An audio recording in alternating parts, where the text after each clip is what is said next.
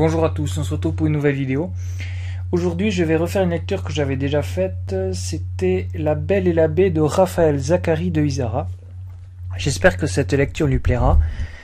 J'ai donc acheté un micro et ça lui permettra ça permet d'avoir un son de bien meilleure qualité. Je vous souhaite à tous une excellente écoute. Le prêtre s'avance vers la croix. Immense, sombre, aiguë, elle se dresse comme un pilori au fond de l'église. À sa droite, dans la pénombre, la chair. Une femme, une pécheresse, une ennemie. La tentation. Tout en dentelle et parure fine. C'est l'été, en milieu de journée. Dehors, la chaleur est suffocante. Qui songerait à se réfugier dans cette oasis de pierre? Seuls des êtres d'exception peuvent se croiser en ces lieux, à cette heure, en cette époque de l'année. À part le prêtre et cette femme, nul hôte, dans l'église désertée. Le Christ, en croix, devant lui est décharné, agonisant, ascétique, marmoréen. La femme à proximité est voluptueuse, éclatante.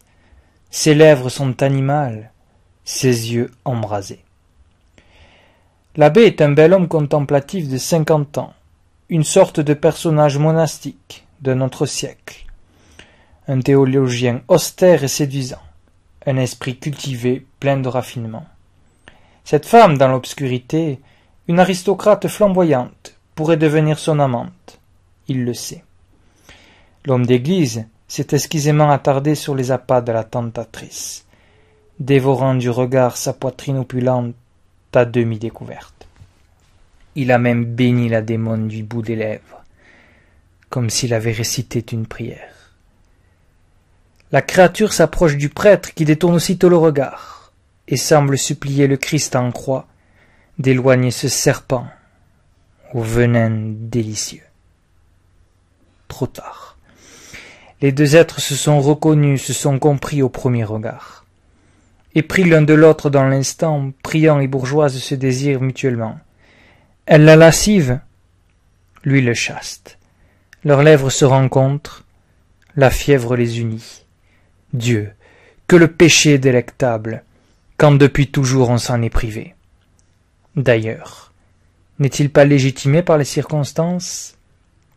Face à l'autel, sous le regard du crucifié, les deux amants se donnent l'un à l'autre. Mais très vite le prêtre se reprend, repoussant violemment la licencieuse. Non, il ne faut pas.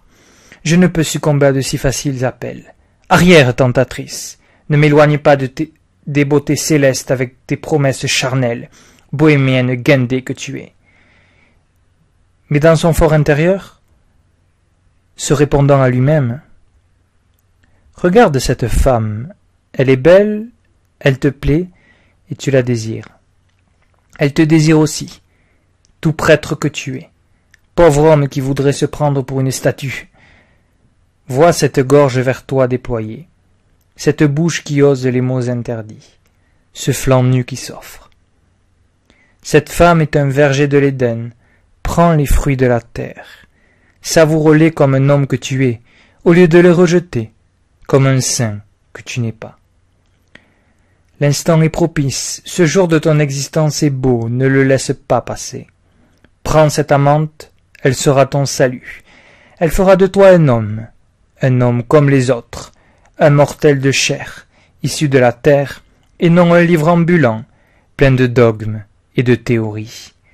Tiraillé entre ses aspirations opposées, il embrasse de nouveau l'amoureuse, puis la repousse dans l'instant qui suit, la reprend dans ses bras, la repousse. Finalement, complètement désemparé, il maudit la femme et se précipite au pied de la grande croix, en larmes, repentant. Et, dans un geste théâtral, à genoux, se frappe la poitrine en prononçant des paroles en latin. Il entend les pas de la belle qui sort de l'église. Il ne se retournera pas et restera jusqu'au crépuscule à prier, à genoux. Le diable, en petits souliers, s'en est retourné dans la fournaise de l'été. Merci de votre écoute.